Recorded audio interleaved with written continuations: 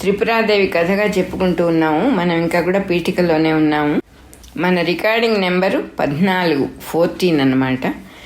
శివుడు మన్మధుణ్ణి భస్మం చేసిన తర్వాత నేత్రాగ్ని శివుడు చేశాడు అని ఇక్కడ చెప్పరు.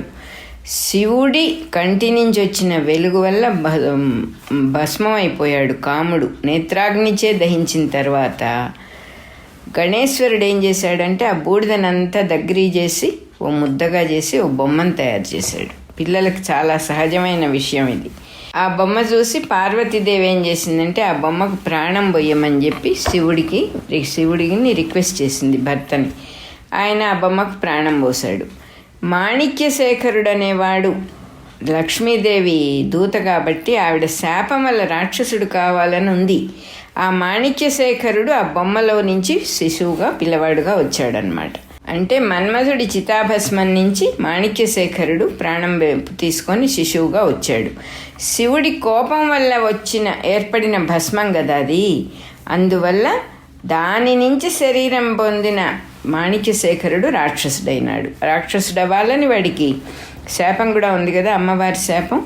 వాడు దేవతల ఐశ్వర్యాన్ని చూసి అసూయ పొందాడు. ఇంకా రాక్షస గుణాలన్నీ ఫుల్గా ఉన్నాయి వాడి దగ్గర. ఎందుకంటే శాపం వల్ల వచ్చిన జన్మ కాబట్టి ఒకటి, తర్వాత ఆ దేవతలందరినీ చూసి చాలా అసూయ పొందాడు అన్నమాట. వీళ్ళందరూ ఏంటి ఇంత హాయిగా ఉన్నారు. అందువల్ల ఏం చేశాడంటే గంగా తీరానికి వెళ్ళి శివుడిని గురించి గొప్ప తపస్సు చేశాడు. ఆయన వచ్చాడు. శివుడు రాగానే అడిగాడు ఇతను, నాకేమేం కావాలంటే సర్వ విజయము ఎప్పుడూ నేనే జయించాలి, సృష్టించే సామర్థ్యం బ్రహ్మదేవుడిలాగా నేను ఏదైనా అనుకుంటే సృష్టించగలగాలి, ఎట్ ది సేమ్ టైం అమరత్వము, నాకు చావు ఉండకూడదు అని అడిగాడు. ఆయన ఇవన్నీ అయ్యే పనులు కాదు, నేను ఇవ్వలేని ఇవి అని వెళ్ళిపోయాడు శివుడు. వీడు మళ్ళీ తపస్సు చేశాడు. మళ్ళీ శివుడు వచ్చాడు. మళ్ళీ ఇది అడిగాడు. వద్దు నేను ఇవ్వని పొమ్మన్నాడు ఆయన. వాడు మళ్ళా భయంకరమైన తపస్సు చేస్తే తప్పలే శివుడికి రాకంటే they get attracted by this penance అన్నమాట. ఆ తపశ్శక్తి, ఆ వైబ్రేషన్ ఆ దేవుడిని కూడా తీసుకొచ్చి కూర్చోబెడుతుంది.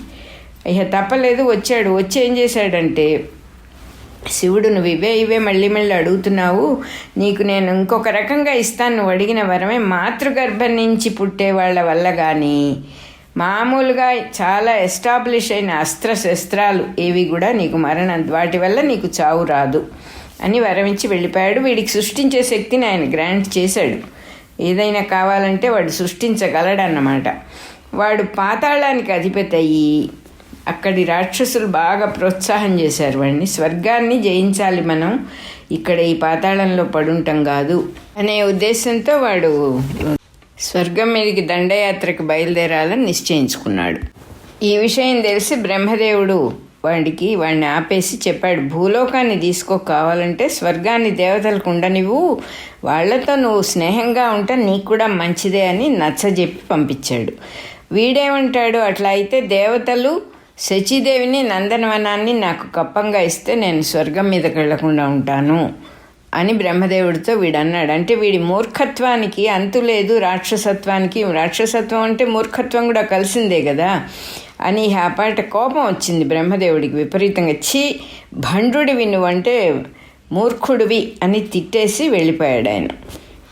ఆ తర్వాత 3 లోకాలకి వాడు అధిపతి అయినాడు. స్వర్గాన్ని జయించాడు, భూలోకము పాతాళం అన్ని లోకాలకి అధిపతి అయ్యి దేవతలనేమో కూలీల్ని చేశాడు. ఉగ్రకర్ముడు మొదలైన తన వాళ్ళందరినీ దిక్పాలకులుగా చేశాడు. అప్పుడు తారకుడు అనే రాక్షసుడికి చాలా ఆనందం కలిగింది. తమ జాతి వాళ్ళందరూ కూడా ఉద్ధరింపబడుతున్నారు, రాక్షసులందరికీ మంచి రోజులు వచ్చినాయని చాలా సంతోషించేవాడు. తనకి 4 తమ్ముళ్ళు ఉంటే ఆ 4 తమ్ముళ్ళని ఇవాళ నుంచి వీళ్ళు నీ తమ్ముళ్ళే అని చెప్పి మాణిక్యశేఖరుడి దగ్గరికి పంపించాడు. యాక్చువల్గా వీడు ఎప్పుడైతే బ్రహ్మదేవుడు నీవు భండుడివి అన్నాడో అప్పటి నుంచి వీడిని భండాసురుడు అనే మనం వ్యవహరించవచ్చు. ఇక్కడ అలాగే రాశారు. ఈ భండాసురుడికి తన 4 బ్రదర్స్ని పంపించాడు. వీళ్ళని నువ్వే ఉంచుకో, నీ తమ్ముళ్ళు ఇంక నుంచి వీళ్ళు అని పంపించాడు. పంపించంగానే చాలా సంతోషపడిపోయాడు భండాసురుడు. అప్పట విశుక్రుడు అనే ఒక సోదరుణ్ణి భూలోకానికి అధిపతిగా చేశాడు. విషంగుడు అనేవాడిని పాతాళానికి అధిపతిగా చేశాడు. ఇదంతా చూసి భండుడికి భయపడిపోయి శచీదేవి గౌరీదేవి దగ్గర ఆశ్రయం పొందింది. ఆవిడ దగ్గరికి వెళ్ళి కూర్చుంది. వీడు నన్ను బతకనివ్వడు, నేను ఎక్కడున్నా నా వెంట పడతాడు ఈ బండాసురుడు అని. అప్పట వీడేం చేశాడు, కైలాసానికి పోయి శచీదేవిని ఇవ్వమని గౌరీనే అడిగేశాడు. వీడు గౌరీ దగ్గరున్న గణేశ్వరుడు వీడి సైన్యం మొత్తాన్ని ఓడించేశాడు. గౌరేమో ఒక పెద్ద హుంకారం చేసి వీడిని గట్టిగా బంధించి కట్టిపడేసేసింది. చంపబోతూ ఉంటే వీడిని బ్రహ్మదేవుడు అడ్డం పడ్డాడు. వీడికి వరం ఉంది, ఎట్లాగో నువ్వు చంపలేవు, ఇప్పుడు ఇంతకంటే నువ్వేం చేయొద్దు, వదిలేసేయమని. అప్పుడు ఆవిడ మళ్ళీ వాడిని వార్నింగ్ ఇచ్చి వదిలేసింది. నువ్వు మళ్ళీ ఇక్కడికి వచ్చావంటే నశించిపోతావు, ఒళ్ళు దగ్గర పెట్టుకొని ఉండని చెప్పి వదిలేసింది ఆవిడ. ఇక్కడ ఎంత చక్కగా నెరేషన్ అంటే, ఎవరు ఏం చెయ్యాలి, ఎవరి పాత్ర ఎంత మటుకు, ఏదైనా తేడాలు వచ్చినప్పుడు వాడికి వరం ఉన్నమాట నిజమే, ఎవరి చేత చావడు, అటువంటప్పుడు నువ్వు అనవసరంగా ఈ ప్రయత్నం చేయొద్దు అని బ్రహ్మదేవుడు చెప్తే ఆవిడ వెంటనే వినటం, ఇవన్నీ కథ అనేది బ్యూటిఫుల్గా అట్లా నాటకం జరిగిపోతూ ఉండటానికి ప్రతి వాళ్ళు వాళ్ళకి చేతైనటువంటి చక్కటి సపోర్ట్ ఇవ్వటం అన్నమాట. ఇక్కడ వాడిని వదిలేసింది. ఈ భండాసురుడి ఇదంతా చూసి చాలా కష్టమైపోతుంది, వీడిని భరించడం కష్టం అని చెప్పి దేవతలందరూ హిమాలయాల దగ్గరికి వెళ్ళి ఒక గొప్ప మహాయాగం ఒకటి చేశారు అందరూ కలిసి. ఆ యాగంలో అగ్నిగుండంలో నుంచి త్రిపురాదేవి ఆవిర్భవించి అమ్మవారు వచ్చి వీళ్ళందరికీ కూడా అభయం ఇచ్చింది, ఏం భయపడొద్దు నేనున్నాను అని. ఆవిడయే లలిత, చిదగ్నికుండ సంభూత అని మనకు కూడా లలితాదేవి నామాల్లో వస్తుంది. ఆవిడే లలిత. అది తెలిసి శుక్రుడు ఏం చేశాడు, దేవతలతో సఖ్యం చేసుకోమని భండుడికి చెప్పాడు. శుక్రుడు అంటే రాక్షసులకి గురువు. ఒరే నువ్వు అనవసరంగా ఎక్కువ వెళ్ళవాక, అక్కడ లలితాదేవి కూడా ఉంది, నువ్వు వాళ్ళతో ఫ్రెండ్షిప్ చేసుకో అని చెప్పినా కూడా వాడు భండుడని ముందే చెప్పుకున్నాం కదా, వాడు గురువుని కూడా ఆక్షేపించి నీకేం తెలియదు భా అన్నట్టుగా దేవతల మీద దాడి చేశాడు. అప్పుడు త్రిపుర ఏం చేసింది, అమ్మవారు జ్వాలామాలిని అనే శక్తిని పంపించింది. జ్వాలతో ఒక మాల అన్నమాట. ఆ శక్తి ఏం చేసిందంటే దేవతల చుట్టూతా ఒక ప్రాకారంలాగా చుట్టూతా జ్వాల రూపంలో ఎవరు ఎంటర్ అవ్వకుండా చుట్టూతా నిలిచింది. ఒక అగ్నిజ్వాల మధ్యలో దేవతలు కాపాడబడ్డారనమాట. ఆ జ్వాలల్ని చూసి దేవతలు అగ్నిలో పడి చచ్చిపోయి ఉంటారు అని చెప్పి అనుకుంటూ భండాసురుడు వెనక్కి తిరిగి వెళ్ళిపోయాడు. అంటే వాడికి తెలివి అట్లా ఉందన్నమాట.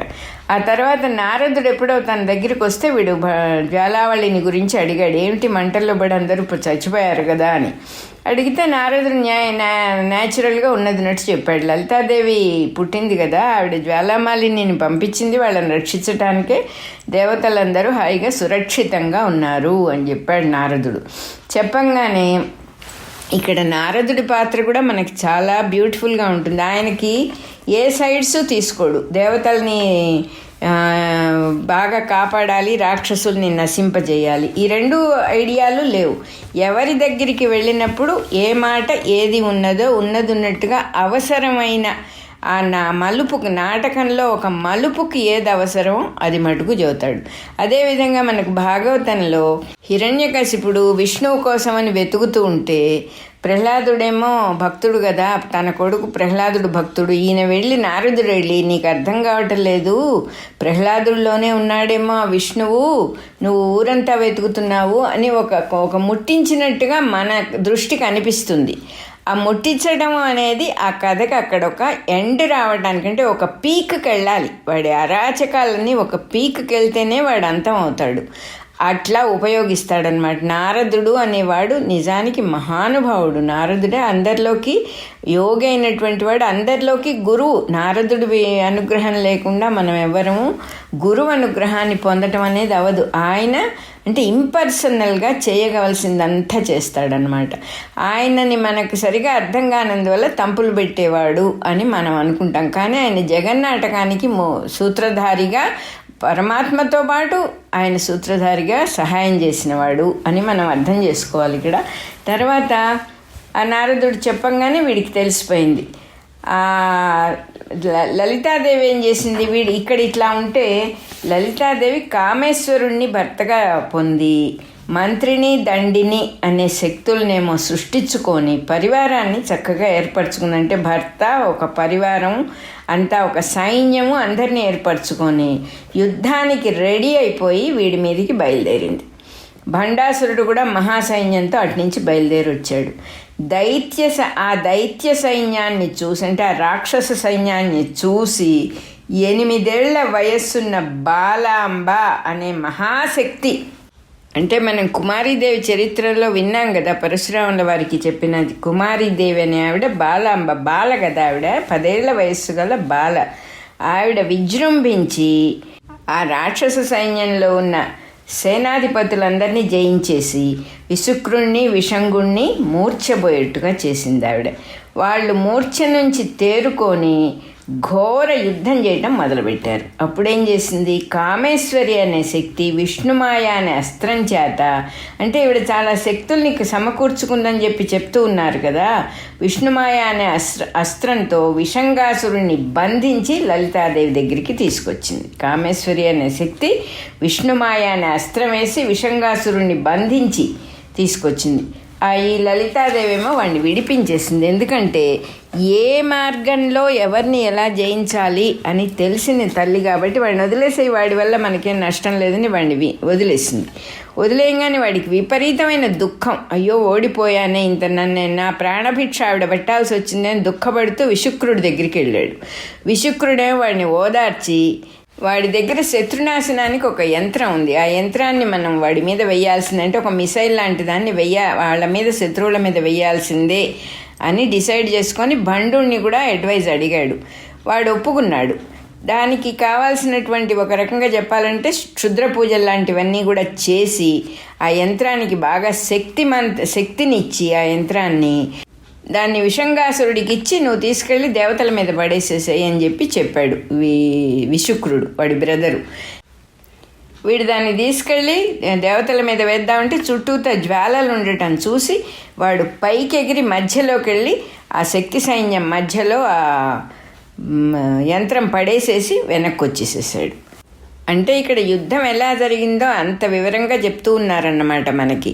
ఎప్పుడైతే వీడు ఆ యంత్రాన్ని ఆ మధ్యలో పడేశాడో అసలు ఆ సైన్యం పేరే శక్తి సైన్యం, అలిసిపోవటం అనేదే ఉండదు ఆ సైన్యానికి. అట్లాంటి అమ్మవారి సైన్యంలో ఇది యంత్రం పడంగానే అలసత్వము, నిద్ర, వాళ్ళకందరికీ ఓపికలు లేకుండా అయోమయం అయిపోయి నిద్రమొహాలు వచ్చేసినాయి ఆ మొత్తం శక్తి సైన్యానికి. ఆ పాట వాళ్ళు యుద్ధం మేము చేయలేమని చెప్పారు. దండిని మంత్రిని అని ఈవిడకు మంత్రులు ఉన్నారు కదా, లలితాదేవి సృష్టించుకుంది కదా 2 మంత్రుల్ని. వాళ్ళిద్దరూ వెళ్ళి అమ్మవారికి, లలితాదేవికి పరిస్థితి ఇట్లా ఉంది అని చెప్పారు. చెప్పంగానే అది వెంటనే అమ్మవారు చూసింది కారణం, ఓహో అని చెప్పి ఆవిడ కామేశ్వరుడి మొహం వంక చూసి నవ్వుతూ త్రినేత్రుడైన గణేశుణ్ణి సృష్టించిందిట. కామేశ్వర ముఖాలోక కల్పిత శ్రీ గణేశ్వర అనే నామం వస్తుంది మనకు లలితా సహస్రనామాల్లో. ఆవిడ ఆ పరమేశ్వరుణ్ణి చూసి, కామేశ్వరుణ్ణి చూసి నవ్వుతూ ఉండగానే ఆ చూపులో నుంచే 3 కళ్ళ గణేశ్వరుడు వచ్చేసాడు. త్రినేత్రుడైన గణేశ్వరుడు వచ్చాడు. రాగానే ఆ గణేశ్వరుడికి ఈవిడ చెప్పింది, గణేశ్వర నువ్వు వెళ్ళి విఘ్న యంత్రాన్ని ధ్వంసం చేసిరా అని చెప్పేసింది. ఆ గజాననుడు వెంటనే వెళ్ళిపోయి ఆ యంత్రాన్ని దంతాలతో ముక్కలుగా చేసేసి వచ్చేసాడు. మళ్ళీ శక్తి సైన్యం నార్మల్ అయిపోయింది. మంచి ఉత్సాహం, శక్తి అన్నీ వచ్చేసినాయి ఆ సైన్యానికి. ఆ ఘోరమైన యుద్ధంలో విఘ్నేశ్వరుడు గజాసురుణ్ణి సంహరించాడు. బాలాంబేమో, అమ్మవారి కుమారీదేవేమో భండపుత్రులందరినీ చంపేసింది. మంత్రినేమో విశుక్రుణ్ణి మర్దించి పడేసింది. దండిని ఏమో విషంగుణ్ణి విధ్వంసం చేసేసింది.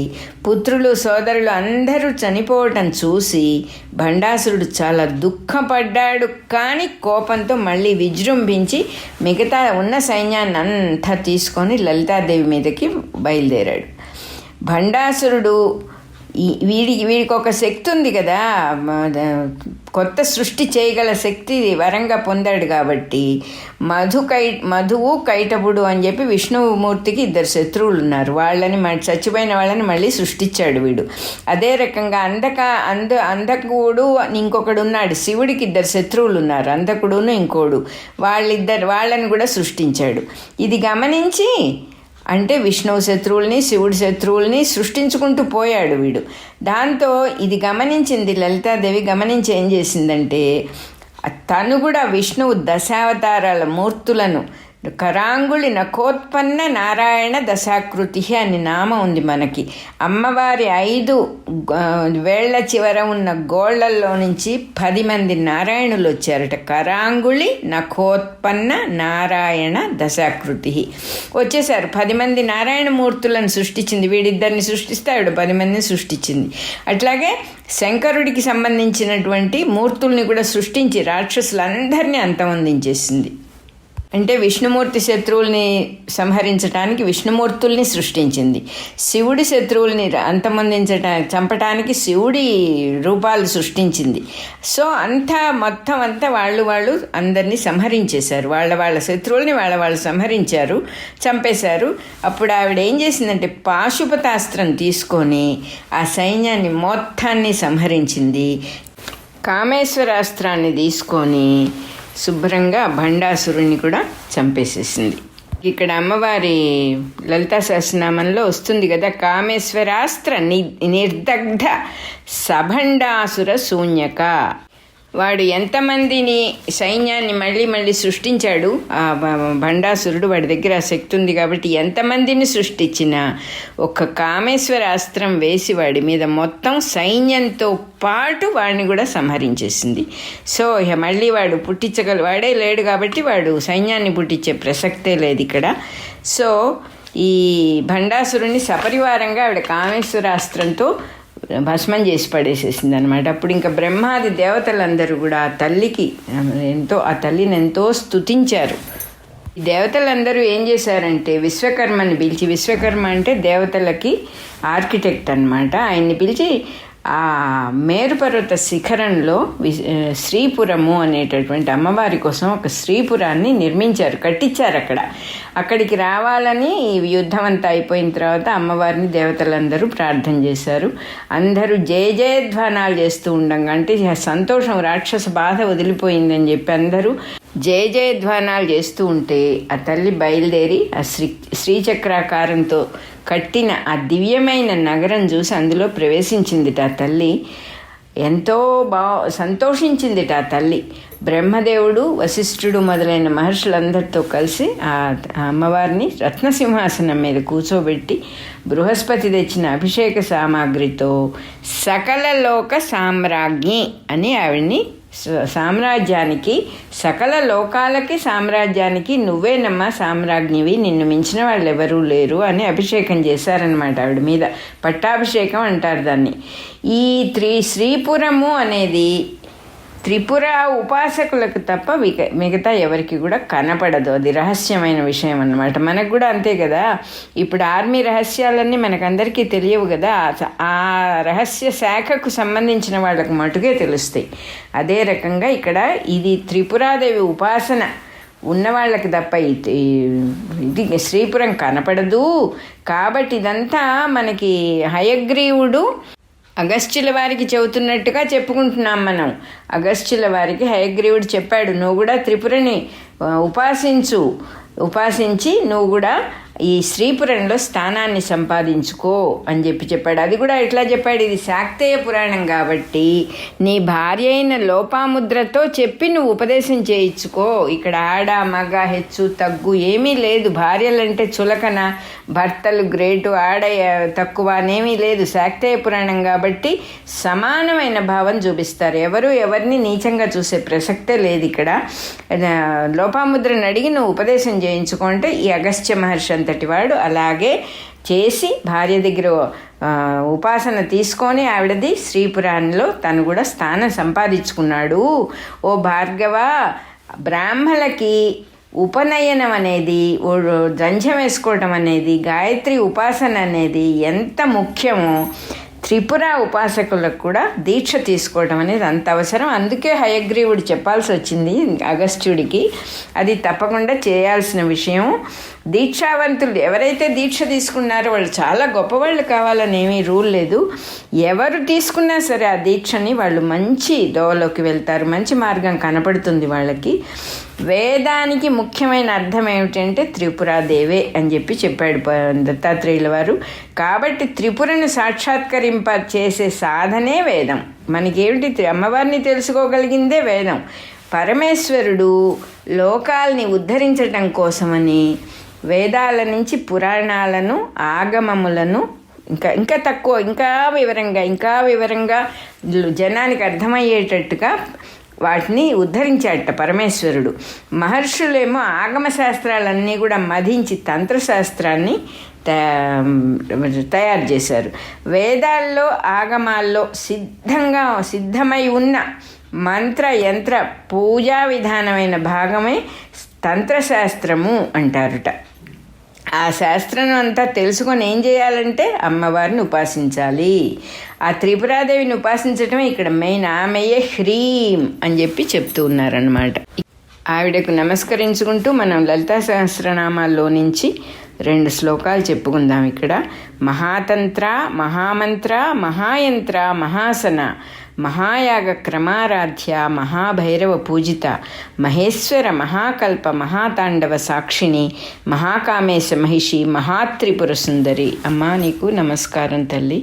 నెక్స్ట్ హెడ్డింగ్ బాలప్రియ చెప్తూ ఉన్నారు ఆధరు. దేవతల వృత్తాంతం అంతా పరిశీలించాం కదా. మానవుల్లాగానే వాళ్ళకి కామక్రోధాలన్నీ ఉండటం, బ్రహ్మగారి లోపలి కొలువులోకి అర్హత లేకపోవటం అనేది ఉంది.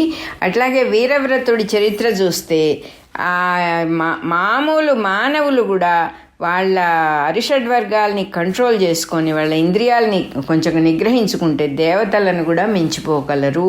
న్యాయంగా వీరవ్రతుడు ఉన్నంతకాలం పరిపాలనలో ఎవళ్ళు ఆయనతో ఇంటర్ఫియర్ అవ్వలేదు, స్నేహంగా ఉన్నారు. ఎందుకంటే తమకంటే శక్తిగా ఉన్న వాళ్ళని చూస్తే ఎవరైనా కూడా లొంగి ఉంటారు కాబట్టి సామాన్యమైన మానవుడైనా కూడా ఆయనతో స్నేహంగానే ఉన్నారు అని అర్థం చేసుకోవాలంటున్నారు ఇక్కడ ఆధరు. ఇంద్రుని జయించి త్రిలోకాధిపత్యం సంపాదించినా కూడా ఈ కామక్రోధాలని జయించకపోతే పరమ సుఖం కలగదు. ఎందుకంటే మళ్ళీ సింహాసనం రాక్షసులు లాక్కుంటూనే ఉంటారు. వీడు ఎప్పుడైతే సెల్ఫ్ కంట్రోల్ లేదో వీడు సింహాసనం మించి పడిపోతుంటాడు. మనకి నిద్ర లేచాక ఇది బాగా తెలుస్తూ ఉంటుంది. రాక్షసులు మనలోనే ఉన్నారు, దేవతలు మనలోనే ఉన్నారు. దేవతలు మనలో సింహాసనం దేవలోకం ఆక్రమించి ఉన్నప్పుడు, దేవలోకం పరిపాలన దేవతల చేతిలో ఉన్నప్పుడు మనం చాలా చక్కగా పయస్గా అన్ని పనులు చక్కగా చేసుకుంటూ స్థిమితంగా నిశ్చింతగా చక్కగా ఉంటాం. ఎప్పుడైతే మనం ఏ నిగ్రహ శక్తి లేకుండా పడిపోతాం అప్పుడు రాక్షసులు వచ్చి మన సింహాసనాన్ని ఆక్రమిస్తారు. ఆక్రమించినప్పుడు సద్బుద్ధి, మంచితనం అంతా పోయి, ఆనందం అంతా పోయి, దుఃఖము, బాధ అవన్నీ కూడా రావటం అనేది మనలో జరుగుతూ ఉన్న విషయం కూడా అని మనం అర్థం చేసుకుంటే దాన్ని ఎలా బయటికి రావాలి దాంట్లో నుంచి అని మనకి చేతవుతుంది. అలాగే ఇంకో కథ కూడా చెప్తూ ఉన్నారు ఇక్కడ. పార్వతీ పరమేశ్వర్లు తన్ని చూడటానికి వచ్చినా కూడా సనత్కుమారుడు ఏమాత్రము చెల్లించలేదు. వరాలు ఇచ్చినా సరే, శాపాలు ఇచ్చినా సరే అంటే విషయం తెలిసినవాడు అనమాట. తత్వజ్ఞుడు అంటారు అటువంటి వాళ్ళని. తత్వజ్ఞుడు అనేవాడు అంటే స్థితప్రజ్ఞుడు అనేవాడు ఎలా ఉంటాడు అనేది ఆయన్ని చూసి గ్రహించుకోవచ్చు మనం. అటువంటి తత్వజ్ఞుడి విషయంలో కూడా పూర్వం చేసుకున్న పనిని బట్టి, భావనా బలాన్ని బట్టి ప్రారబ్ధమై నెక్స్ట్ జన్మకి మళ్ళీ క్యారీ ఫార్వర్డ్ అయింది ఆయన చేయాల్సింది కూడా. కానీ ఎంత గొప్ప తత్వజ్ఞుడంటే ఆయన ఆ చేసినవన్నీ కూడా కేవలం ఒక నాటకంలో యాక్షన్ లాగా చేశాడు ఆయన. తారకాసురుణ్ణి చంపిన, కుమారస్వామిగా అవతరించిన, ఆ శరీరాల్ని ధరించాడు, ఆ పనులు చేసేసి ఆ రోల్ ప్లే చేసేసి వెనక్కి వెళ్ళిపోయాడు. ఎంత బాగా చదువుతున్నారంటే ఇక్కడ అద్దంలో ఉన్న ప్రతిబింబాల్లాగా, కళలో జరుగుతున్న విషయాల్లాగా తనలో జరుగుతూ ఉన్న వాటిని ఆనందించాడు. కానీ శాపాలని లెక్కబెట్టలేదు, వరాల్ని లెక్కబెట్టలేదు ఆయన. ఇదంతా నిజం కాదు, ఇదంతా కూడా కల్పితమైనటువంటి కాన్సెప్చువల్ వరల్డ్ అని తెలిసిన వాళ్ళు అట్లా ఉంటారనమాట. అది చెప్తూ ఉన్నారు ఇక్కడ. అట్లాగే త్రిపురాదేవి తనలో నుంచే త్రిమూర్తుల్ని, వాళ్ళ భార్యల్ని, ఇతర శక్తులన్నిటినీ కూడా ఆవిడ సృష్టించింది. ఆవిడ చెప్పినందువల్లనే బ్రహ్మదేవుడు దేవతల్ని, మానవుల్ని, రాక్షసులు, సకల జీవుల్ని అందరినీ, లోకాలని సృష్టించాడు ఆయన. అంటే ఈ సృష్టిలో రాజులు, దేవతలు, రాక్షసులు పరిపాలించటం, యుద్ధాలు చేయటం, యుద్ధాలు చేసి రాక్షసులు నశించటం, కొంతమంది ముక్తి పొందటం, ఇదంతా కూడా ఆ తల్లి లోపలే జరుగుతూ ఉన్నాయి అని మనం అర్థం చేసుకోవాలి. ఆ తల్లి తను ఒక అద్దం అని అనుకుంటే ఆ తల్లి ఆ అద్దంలో కనపడే రిఫ్లెక్షనే ఇది, అంతకంటే ఏమీ లేదు. ఇక్కడ నిజంగా ఏమీ జరగటం లేదు. Reflective world, conceptual world. ఆవిడ తను ఆడుకోవటం కోసం ఒక కేళి విలాసంగా మనం ఎట్లయితే పని పాట లేనప్పుడు కూర్చొని ఏదో ఊహాగానాలు చేసుకుంటూ ఉంటాము, ఆవిడ చేసుకున్నటువంటి ఊహాగానమే ఈ మొత్తం జగన్నాటకం అంతా కూడా మహానాటకం అలాగని మనకు అర్థమవుతున్నప్పుడు ఆవిడని ధ్యానం చేసిన వాళ్ళకి, ఆ తల్లిని గుర్తించుకోగలిగిన వాళ్ళకంటే ఆ తల్లిలో నుంచే సర్మస్థం వచ్చింది, ఆవిడే సర్వత్రా ఉన్నది, వేరే రెండో వస్తువు ఉండే అవకాశమే లేదు ఇక్కడ అనే విషయం తెలుసుకున్న వాళ్ళకి ఆవిడ లాగానే ఏ రకమైన బాధలు లేకుండా ఇప్పుడు మన సంవర్తుల వారిలాగా ఏదున్నా ఓకే అయిపోతాయి కదా, ఇది వచ్చింది ఒకసారి అది ఇంకోసారి వస్తుంది, it is okay, passing show ఇది అనేటటువంటి ధైర్యం వస్తుంది అని చెప్పి ఇక్కడ చెబుతున్నారు. పరశురాముడు దత్తాత్రేయుడి వల్ల అమ్మవారి మహత్యం అంతా విన్న తర్వాత ఆత్మజ్ఞానం చర్యా విశేషాలన్నీ కూడా విన్నాడు. సుమేధుడు అనే శిష్యుడు భార్గవుడి వల్ల ఇదంతా విని మహాత్మ్యఖండం, జ్ఞానఖండం, చర్యాఖండం అని 3 భాగాలుగా అమ్మవారి గ్రంథం అంతా పూర్తి చేశాడు. బ్రహ్మదేవుడు ఆజ్ఞ ప్రకారం నారద మహర్షి వచ్చి సుమేధుడి దగ్గర ఆ గ్రంథం అంతా విన్నాడు. హారితాయనుడైన అంటే హారితాయన వంశంలో పుట్టిన సుమేధుడికి హారితాయనుడు అనే పేరు కూడా ఉంది. అందుకని హారితాయనుడు నారదుడికి గ్రంథం అంతా వినిపించాడు అని చెప్పి చెబుతూ ఇక్కడ మన పీఠిక అనేది అయిపోయింది. 14వ రికార్డింగ్ నెంబర్ కూడా అయిపోయింది. నెక్స్ట్ మనకి ప్రథమాధ్యాయము త్రిపురారహస్య జ్ఞానఖండ సారంలో ఫస్ట్ చాప్టరు విచారోదయము అనేది మళ్ళీ చదువుకుందాం మనం.